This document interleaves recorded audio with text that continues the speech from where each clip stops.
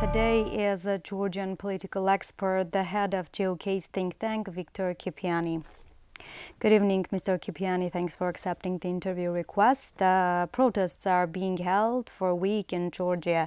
In the Western press, it's often called the Georgian Euromaidan, and in the Russian press, an attempt at a color revolution. What is the current situation in the country, and what processes are we dealing with? Good evening and good to be with you. It's not necessarily about naming the protest, which is a result of relatively recent decision by the ruling party Georgian Dream to suspend accession talks with European Union until 2028.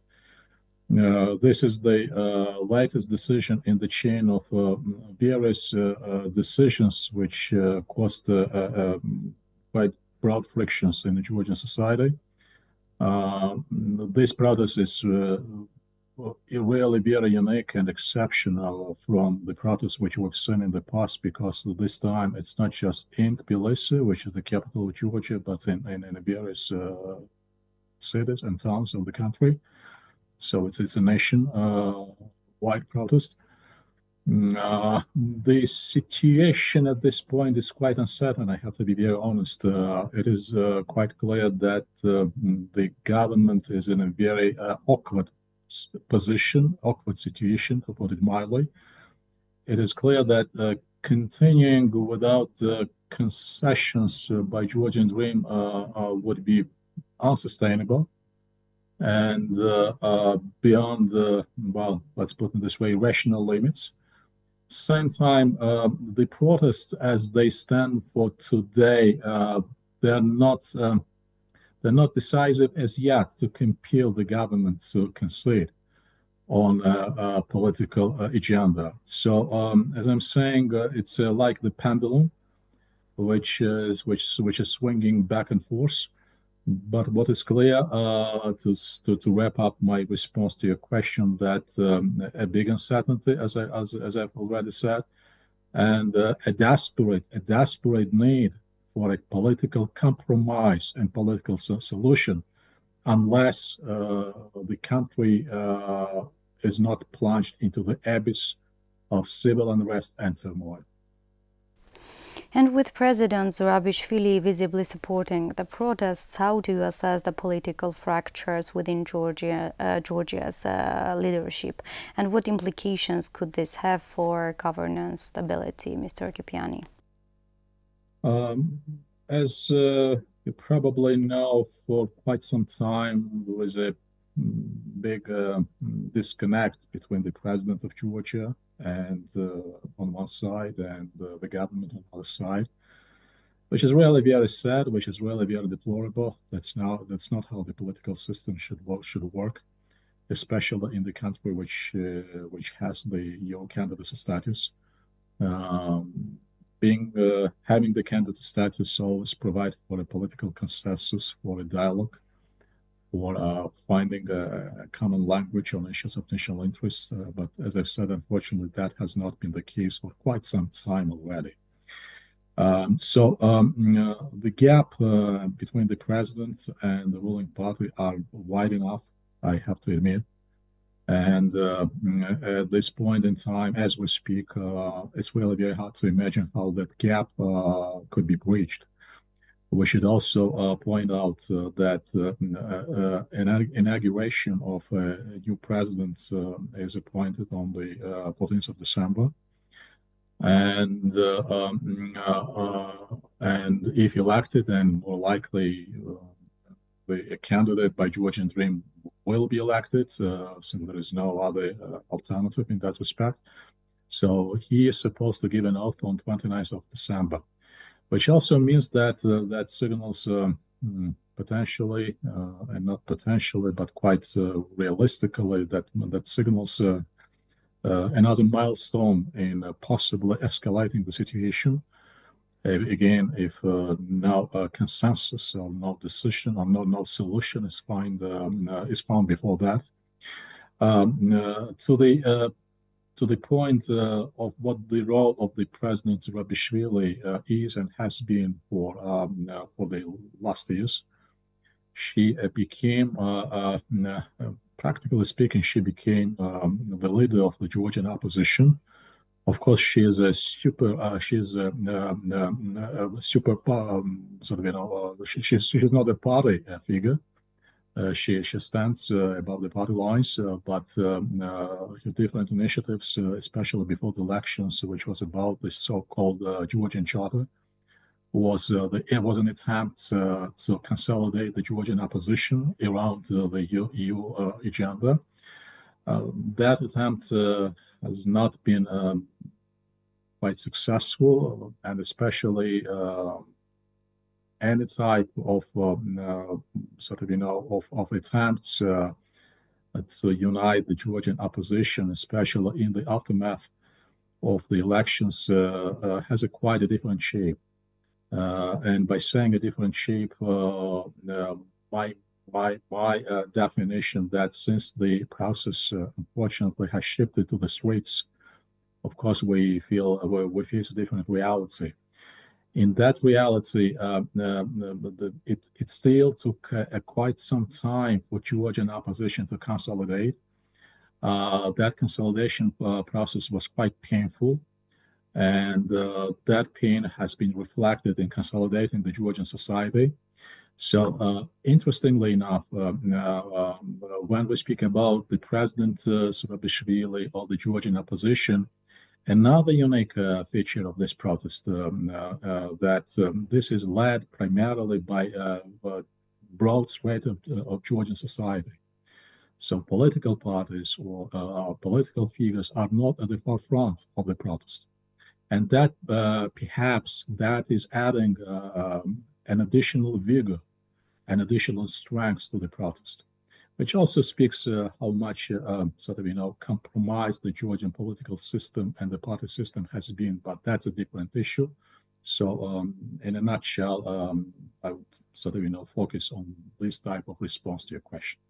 Mr. Kipiani, you talked about the gap between the government and President Zurabishvili, also the opposition. However, do you consider the possibility of dialogue between the government and opposition possible? Again, when we look at the crisis in a statecraft manner, in a responsible manner, and in a rational manner, with all the adequacy possible, of course, that dialogue and that solution is unavoidable. Unless non-return point has not been reached, and that non-return point is not reached yet.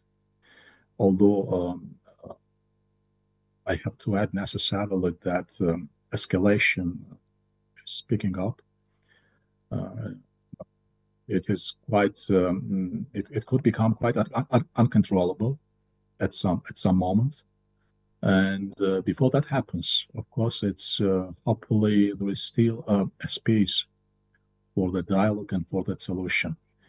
It's really very important to remember that a zero-sum game is excluded, and all actors involved should have to focus on the positive-sum game.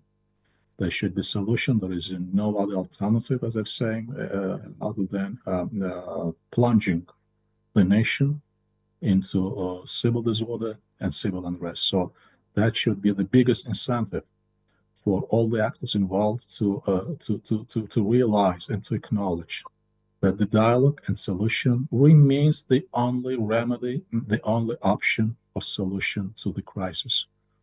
And another incentive, I have to repeat, is the wide public sentiments in the nation, in the society. Again, to remind to your esteemed listeners that this protest is primarily led by Georgian society. So Georgian people, they are the key actor. They are the key figure in this process. So if someone on the political side would commit any wrong or would commit any mistake in that process, that mistake and that error and that flaw would not be given an excuse by the nation and by the society. That's quite clear, and that should be well understood by everyone who represents the mainstream political forces in the country. But Mr. Kipiani, many protesters, however, cite fears of increased Russian influence in Georgia. How justified are these concerns in the current political context? This is not just the concern. This is one of the major threats which we've been facing. The threat has increased since the war in Ukraine has started. Russia's disinformation warfare, the hybrid warfare, and interference into Georgian domestic matters has been very explicit. Different types of propaganda which we had before the elections, which we are hearing these days, practically speaking, sometimes the copy-paste of the Russian propaganda. So even different message boxes which Georgian Dream have been exploiting before the elections, they've been very much almost the same, which we very often hear by the Russian propaganda and by Russian media channels. It's about identity, it's about traditional values, so forth and so on, which is frankly nothing wrong with either of them. But the problem that when those message boxes are abused or misused in terms of revoking the Georgian pro-European path, and when those are used for malign political objectives, then a big question mark arises. What is the real intention, and what are the real objectives and the purposes behind those messages? And that, again, relates not just to hybrid war domestically, but the hybrid war non-domestically. And when we speak about the non-domestic implications, of course, it takes us primarily in the first place to the Russian propaganda, which became very robust, very strong, and very vocal in this country. And as you mentioned, the decision of the country's government to remove the question of negotiations on Georgia's EU membership until 2028 from the agenda became a serious cause for the consolidation of opposition forces and the rise of public resentment. Surely such a reaction was predictable for the Georgian Dream as well. But however, why did the ruling power take such a risk, and what is the purpose of actually freezing this process?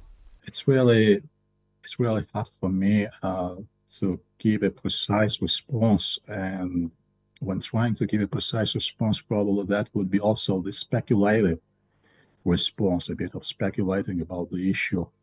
What's been the driving intention before that extremely controversial decision? And when I'm saying controversial decision, it's really I'm sort of I'm trying to use as much diplomatic language as possible.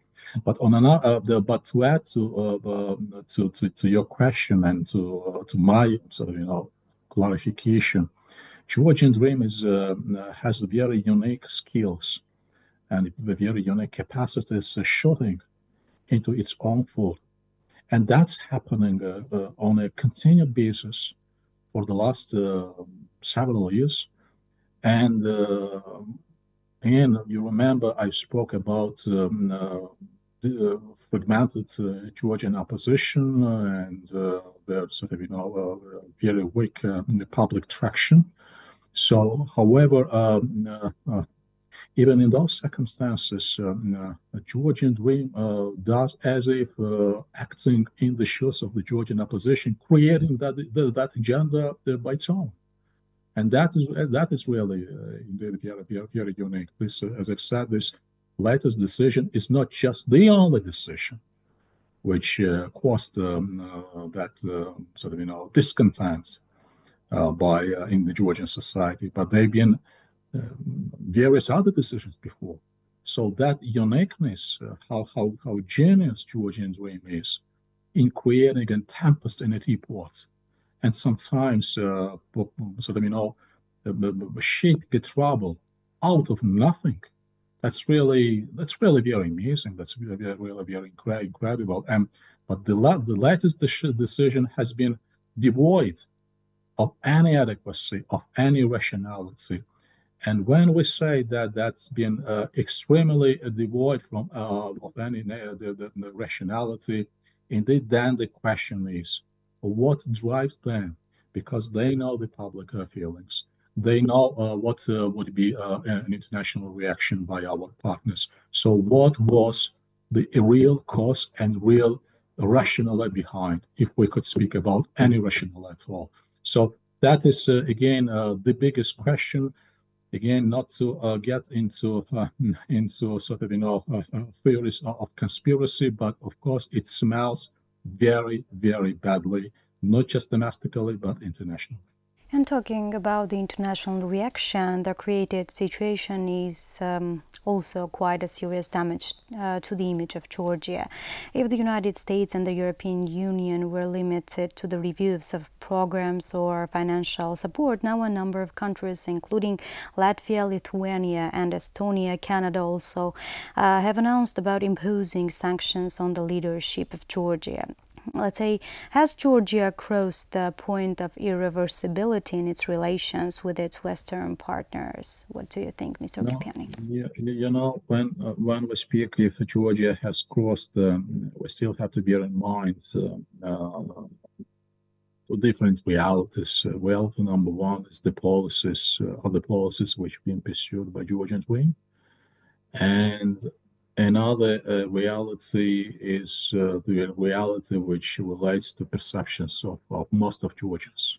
So those two realities, those two pictures are quite different from each other. So it always depends, which Georgia we're talking about. If we speak about Georgia of Georgian people, of course that provides for a different response. If it's for Georgian Dream, then yes, they've crossed that line of non-return. Looks like this today we can say for sure, because it's really extremely hard to imagine that the Western partners would restore the confidence with Georgian Dream and would restore the dialogue which Georgian Dream has been exercising with their partners before that crisis has happened. So I'm very much afraid that non-return is primarily on the Georgian Dream side, and if there is any hope of returning back to the status quo which we had for many years with the Western partners, it's about the Georgian people. And again, in these conditions of of a limbo, when you have the government which is not which falls very short of exercising those public sentiments and public will, and the public outcry of the protest, again to emphasize that addressing the crisis as speedily, as timely, and as duly as possible, and those could be appointing new elections. There could not be any other recipe, there could not be any other remedy for effectively resolving the crisis. The new elections are the only way or the only exit or out of this crisis. And again, I'm crossing my fingers that the leaders of Georgian Dream would get to that understanding, but time is flying. Time is flying, and there was a passage of every single day. The escalation could lead us to some stalemate or deadlock in finding an effective resolution to the issue. And it is expected that the situation created in Georgia in mid-December will become the subject of discussion in Brussels by the EU member states. What reaction or action do you foresee from them, Mr. Kipiani? When it comes to the EU, the policies by EU are quite different from the policies which another major actor, which the United States could exercise. And the policies by the United States are much harsher and could still be much severe.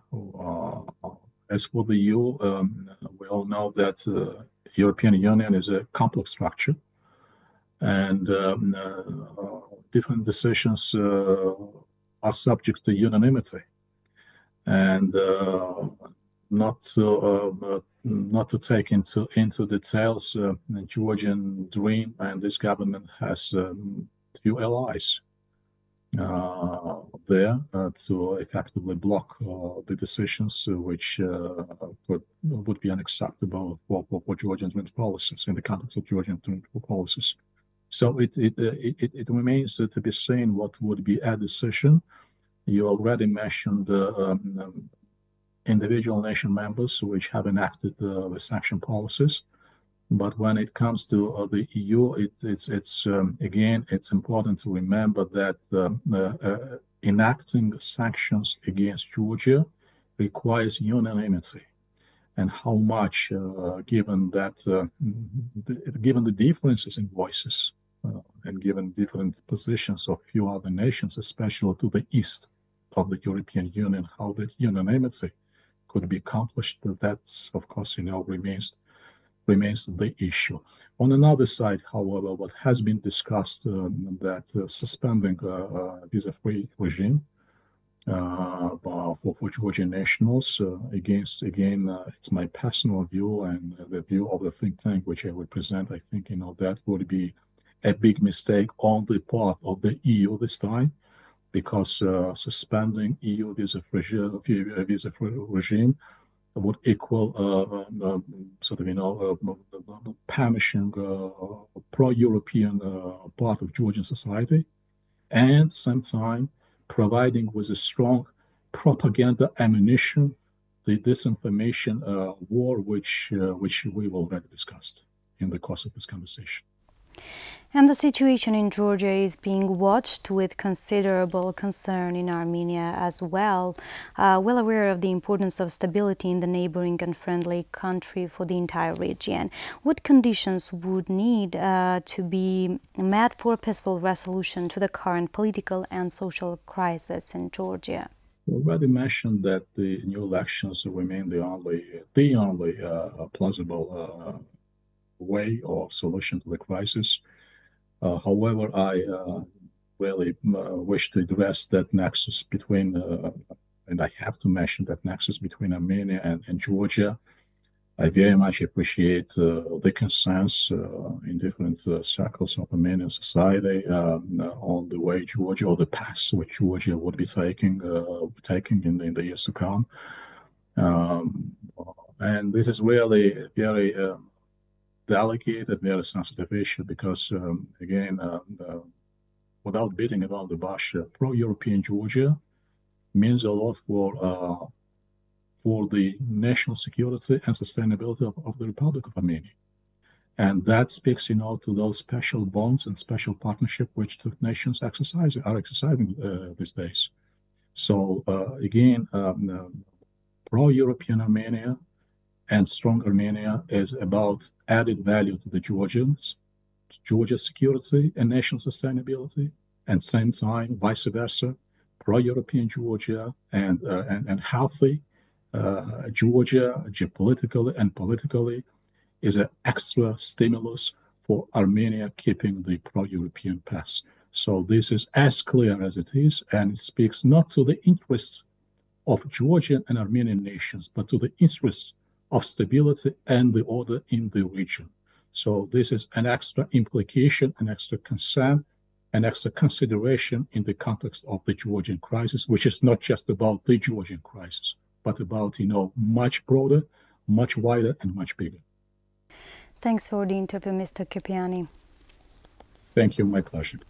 My guest today was a Georgian political expert, the head of Geocase think tank, Victor Kipiani. Thanks for watching us.